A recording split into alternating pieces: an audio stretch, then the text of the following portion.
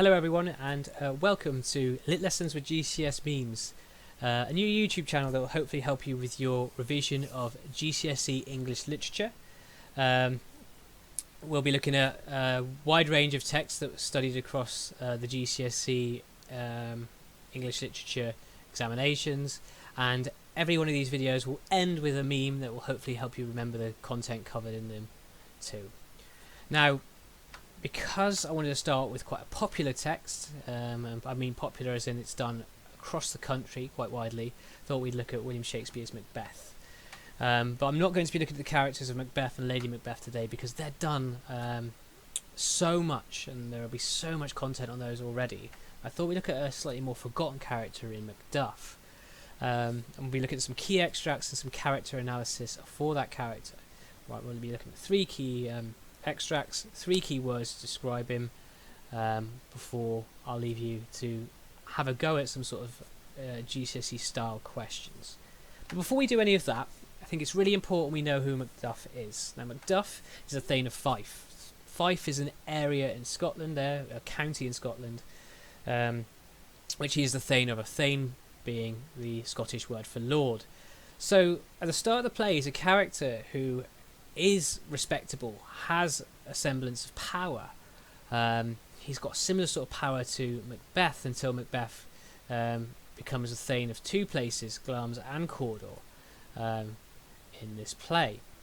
But he also serves a function that's really, really important to remember in the play. He discovers Duncan's body, and we'll be looking at a key scene of that in just a second.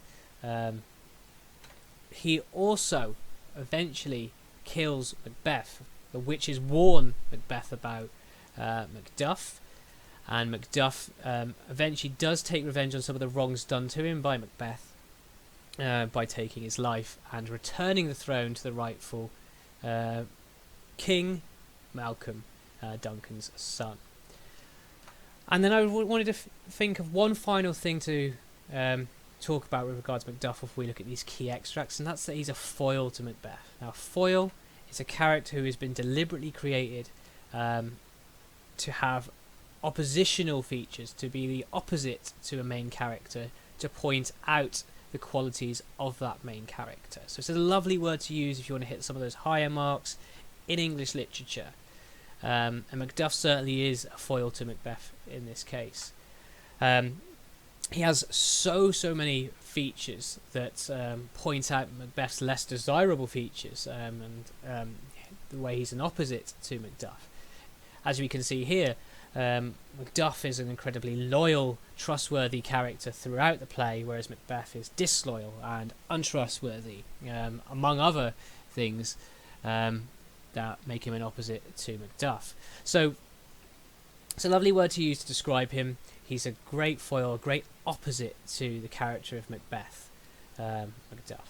Now, I've picked three key sections, and I thought three key words I would use to describe Macduff. And the first of those key words is honourable. All right, and then the first scene we're going to look at is just after Macduff discovers King Duncan's body in Act 2, Scene 3. Now we're in Macbeth's castle, remember, and Macduff starts by screaming, "Oh, horror, horror, horror." And if you are doing extract analysis, it's really important you find some easy techniques, and there's not much of a technique easier than repetition. So we have the repetition here Macduff uses of horror, horror, horror, and an exclamation mark, which reflects how negatively he's been affected by the sight of what he's just seen.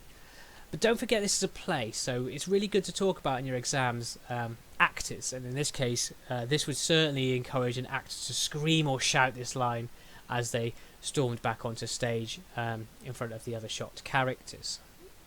Now, Macduff continues in this section by saying, "Tongue nor heart cannot conceive nor name thee," and a bit later down you also see that he says, "Do not bid me speak, see and then speak yourselves." Now, what Macduff is saying here, having seen King Duncan's corpse, is that he's unable to explain what he's seen. And to me, this always means that he's unable to understand how someone could be so disloyal to their king. And this kind of points out once again how he's an opposite to Macbeth, and that he is so honourable and so loyal that he would couldn't even understand or couldn't even think about doing what Macbeth has done. And the second key word I'd use for him comes a bit later on, all right, and that's fatherly. And this is a great scene for this. Act 4, Scene 3. Macduff is in England, and Malcolm is basically being summoned by Macduff to return to Scotland to take back his throne with help from English troops.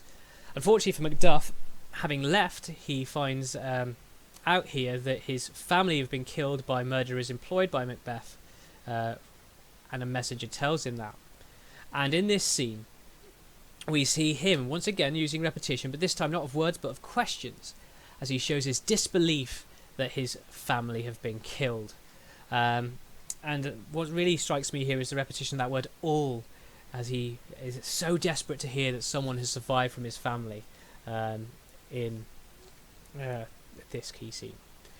On top of that as well, we also see him refer to himself as sinful. Now remember, this is an incredibly religious time, so Macduff really is showing how much he hates himself here. And the reason he hates himself here, as we can see, sinful Macduff, they were all struck for thee at the end, is that he hates himself for leaving his family in that vulnerable, defenceless position. And he recognises that error that he made at that part. A man, predominantly at this time, their role was to protect their country and protect their family within that country, and he has failed in that responsibility here. And slightly less typical of Macduff is this really key quote here for him, where he refers to his children as my pretty chickens. This suggests or hints at a nickname for his children, which when we think of chickens, we think of these kind of vulnerable, defenceless, somewhat cuddly animals, which shows his love for his vulnerable infants. Now, do remember as well, at this time it was a mother's job to love and look after their children. So this is somewhat atypical of a male character to show their love for their children in such an emotional way here. But this again helps us to see Macduff as an audience, as a character that we can somewhat like and respect. And then that brings me nicely on to the final key scene for him, which is Act 5, Scene 8, where he finally takes revenge for the murder of his family on Macbeth. Now, Macduff, as you may have noticed in that key scene from the previous slide, uses the term hellhound. In the previous slide he used hellkite. And these metaphors are referring to Macbeth as animals from hell. A hellkite's a bird, a hellhound is obviously a dog. Shows his deep hatred for a man who has gone against God's will by murdering not only the king, but murdering other members of Scotland of that time.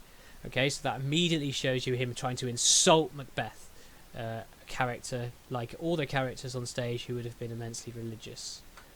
We also have this line here, my voice is my sword, said Macduff. In the bit above, Macbeth says, my soul is too much charged with the blood of thine already, which is basically him saying, I've already killed too many Macduffs, your wife and your children, I don't need to kill any more.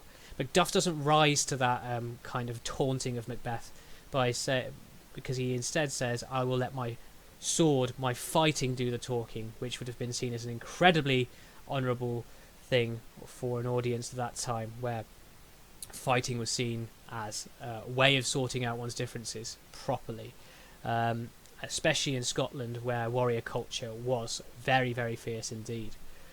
And the final interesting thing I'd look at with this part is the use of the term turn by Macduff. He has an opportunity mostly on stage to actually stab Macbeth in the back. He usually wanders on stage with Macbeth's back to him, but he actually tells Macbeth to turn round so they can fight face to face, which again shows he's an opposite to Macbeth. He does not take advantage of people's vulnerabilities or vulnerable positions.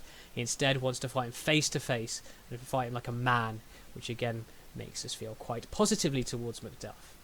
Now, if you'd like to have a look at having a practice with one of these key sections or a slightly longer part of the section, this is the kind of GCSE style question that you'll be given when it comes to extract analysis. Explore how Shakespeare presents the character of Macduff in. And those are the key scenes we've just looked at. feel free to have a go at these as a way of revising for yourselves. And I've included there for you in the description a full text link in case you want to look at a slightly more longer part of the scenes that I've covered. As promised, I've finished here with a GCS meme. This is our Macduff one for today. I've used a bit of an old-fashioned one. Robin getting slapped by Batman. Obviously, it's pretty self-explanatory. As you can see in that video, I could not resist putting some Thug Life glasses on Batman there. Now, there will be more of these videos coming out very soon, and I encourage you please to request anything you'd like me to cover at all when it comes to your GCSE English literature. Feel free as well to send me or ask for which templates to use in future videos, and I'll try to get those in as well. And anything else that I can do to improve these videos for your benefit. Please give this video a like and subscribe, and like our Instagram page as well, Mainly English GCS Memes, to see any more content that might help you with your revision. Thank you very much.